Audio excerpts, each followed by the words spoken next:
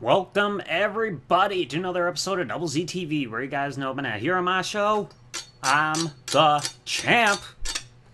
So, this was a year to watch wrestling, wasn't it? What year? I'm talking 2006. This was a year that had 16 pay-per-views in one calendar year. The most number of pay-per-views provided by one wrestling company within an entire calendar year. And it was bad. So, today we're going to count down the top 10 pay-per-views in WWE history from 2006. Before I break down the list, might as well give off the 6 that were not on the list. Number 16 through 11. Number 16, December to Dismember. Enough said. Number 15, the Royal Rumble. A lot wrong with this show. Eddie Guerrero's death being exploited for Rey Mysterio to win, Edge's short title reign, Boogeyman and JBL, Kurt Angle and Mark Henry sending people home early. You get the point. Number 14, New Year's Revolution. Not a lot to see from this show other than the main event, and of course seeing some of the bra and panties gauntlet match, but that's it. Number 13, Cyber Sunday, 2006. Outside of Jeff Hardy versus Carlito, DX versus Team Rated RKO, and John Cena getting attacked by K-Fed, there's nothing to remember from the show. Oh yeah, and Ric Flair and Roddy Piper becoming short-lived tag team champions, but you know what I mean. Number 12, Survivor Series. Only one world title match on the entire show, and it was bad. The only good match was Mr. Kennedy and Undertaker in the First Blood match, which involved Mr. Kennedy get that chair shot around his head. At number 11, the Great American Bash. Honestly, the only thing I can remember, Chavo Guerrero turning heel. So now we got those 6 dishonorable mentions, that is, out of the way. Let's count down the top 10 pay-per-views in WWE from 2006. Number 10, Backlash. The pay-per-view after WrestleMania 22. There were some good matches and feuds that went in there, but some were questionable. You have the triple threat match for the WWE Championship, Edge, John Cena, and Triple H, which gets re-uploaded to hell here on YouTube. You guys know that happens. Everywhere you look, you got that triple threat somewhere on YouTube, and it's done to death. You also had that controversial angle with Kane and May 19th. You had Rob Van Dam retaining the Money in the Bank contract, as well as winning the Intercontinental Championship from Shelton Benjamin, but what else is there to remember? Not a lot. Number 9, SummerSlam. Not a lot to remember from this show other than DX and the McMahons going at it, John Cena not winning the WWE Championship from Edge, who had that whole rule saying, if you're disqualified, you lose the title to Cena. And, of course, Mick Foley and Ric Flair really going at it in an I Quit match, which I didn't expect Ric Flair to really go through the thumbtacks again.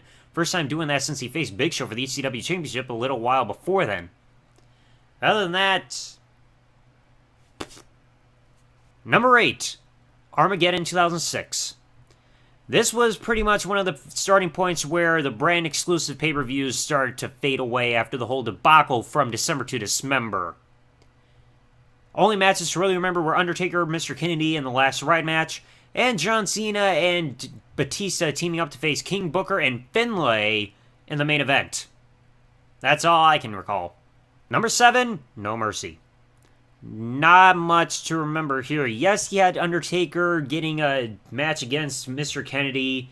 You had Marty Gardner coming back to face MVP. Remember that guy fell victim of that botched pedigree where he landed on the top of his head back in the 90s?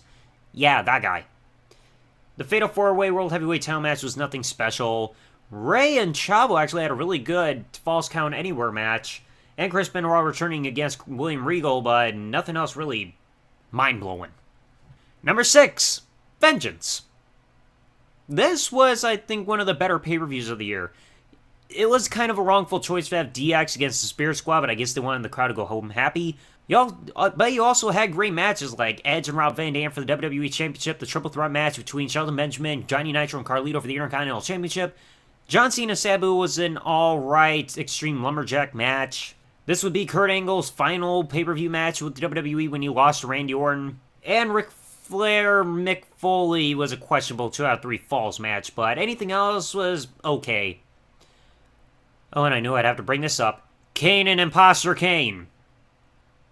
Now, number 5, Judgment Day. This one only really had 2 bad matches, but one of them actually had a purpose. The Great Khali and The Undertaker, which showed the Great Khali really being dominant against The Undertaker in surprising fashion. You also had Booker T, Bobby Lashley, where Booker T won to become King of the Ring. Rey Mysterio defeated JBL, even though JBL kind of botched the sell of the 619 when he stood up and fell backwards again for no reason. Chris Benoit and Finlay was surprisingly great for a one-on-one match. Everything else you can kind of forget, but there's one moment I like to remember from the Kurt Angle-Mark Henry match. Nice touch! Number 4, Unforgiven. This was a really pretty well done show and had a rightful main event. Johnny Nitro Jeff Hardy was good, minus the finish with Melina hitting Jeff Hardy with her boot. Kind of weak. DX against the McMahons and Big Show Hell in a Cell match was a great match, even though that's also re-uploaded to death here on YouTube. A good farewell match to Trish Stratus and Lita to close their feud and be the final match of Trish Stratus' active in-ring career to become the women's champion for the final time. Randy Orton got a great RKO on Carlito, and John Cena Edge had a phenomenal TLC match for the WWE Championship where if John Cena lost, he's over to SmackDown. Number 3, WrestleMania. Say what you will, but I liked WrestleMania 22. You had some very memorable moments like Rob Van Dam becoming Mr. Money in the Bank. JBL Chris Benoit was a reasonably good United States Championship match. Edge solidified his status as a main eventer by defeating Mick Foley in an insane hardcore match. Mickie James and Trish Stratus had one of the best women's matches in WWE history, which also involved the whole pussy grab. Shawn Michaels beat the living hell out of Vince McMahon in a no-holds-bar match, which I still feel was wrongfully labeled as Match of the Year on Pro Wrestling Illustrator. Rey Mysterio won his first ever World Championship, and John Cena was really solidified as a top guy when he defeated Triple H via the SCF with a severely vocal crowd that night. Number 2, No Way Out. This is easily a forgotten show with barely any unwatchable moments. You had a good opening Cruiserweight Championship match which Gregory Helms retained against. JBL handed Bobby Lashley his first ever defeat in a shocking fashion. Matt Hardy brought back Tatanka to defeat Eminem in a tag team match. Chris Benoit had a great match where he defeated Booker T to win the United States Championship after the whole Best of 7 series. Randy Orton and Rey Mysterio had a pretty damn good match where Randy Orton won to gain Rey Mysterio's #1 contendership to the World Heavyweight Championship at WrestleMania, even though it had a weird build. And of course, a match I feel is a 5-star classic where Kurt Angle retained the WWE Championship against The Undertaker, their best one-on-one match. Completely blows their matches at Survivor Series and Fully Loaded in 2000 way out of the water. And by process of elimination, number 1, One Night Stand. The show that brought in the ECW revival had a lot of intense matches and moments throughout this show. One of those things, you gotta remember the crowd reactions. You also saw Taz in a short match by defeating Jerry Lawler, which was Taz's first match in a while, and to also capitalize on Jerry Lawler always calling ECW extremely crappy wrestling. FBI defeated Tajiri and Super Crazy, the crowd was loving it. Kurt Angle beat the shit out of Randy Orton, haha. Rey Mysterio and Sabu had an Extreme Rules match that went to a no contest, but it was still intense nonetheless. Mick Foley, Edge, and Lita defeated Tommy Dreamer, Terry Funk, and Beulah McGillicuddy. What, did you think I was going to play this video without that pose? I know you guys wanted to see that. Balls Mahoney got an intense chair shot of Masato Tanaka. And Mr. Rob Van Dam, who cashed in his Money in the Bank briefcase early to announce when he would have his title match at Extreme Rules after interference by Edge, became Mr. WWE Champion by defeating John Cena. And John Cena had a bit of a glimpse on what it would be like if he was a heel again. No, don't do that. Oh my God! But this moment was what launched the ECW brand back and really brought in Mr. Rob Van Dam as ECW champion to make him a double champion. So there you have it, folks, my top 10 list of what I feel were the top 10 best pay-per-views of WWE in 2006, the year with the most pay-per-views ever in one calendar year, all broken down.